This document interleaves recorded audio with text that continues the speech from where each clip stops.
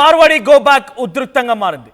పరస్పరంగా కేసుల వరకు వెళ్ళేటువంటి పరిస్థితి దారితీసింది. ఛాలెంజ్ చేసుకుంటున్నారు, సవాళ్లు విసురుకుంటున్నారు.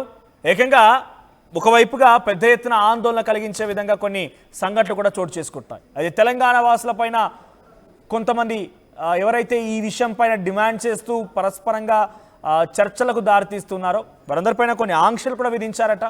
స్థానిక వ్యాపారులపైన ఒత్తిడి తెచ్చి ఆమన్గల్లు బంద్ను కూడా వాయిదా వేయించారన్న ఆరోపణలు కూడా ఉన్నాయి. సో ప్రస్తుతానికి ఈ రోజు కంక్లూజన్కి వద్దాం.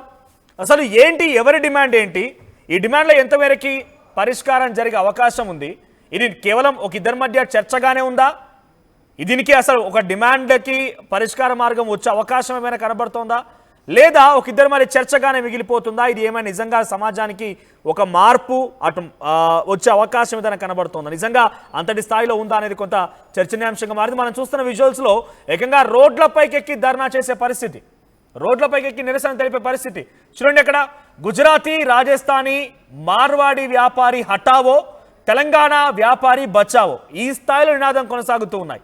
సో బీజేపీ కంప్లీట్గా అటు మాధవీలత కానివ్వండి, బండి సంజయ్ కానివ్వండి, బీజేపీ పార్టీకి రిజైన్ చేసినటువంటి గోషామహల్ ఎమ్మెల్యే రాజాసింగ్ కానివ్వండి, అందరూ కూడా అటు మార్వాడీలను హక్కున చేర్చుకొని మార్వాడీల జోలికి వస్తే అంతు తేలుస్తాం, మీ సంగతి చూస్తామన్న రకంగా హెచ్చరిస్తున్నారు.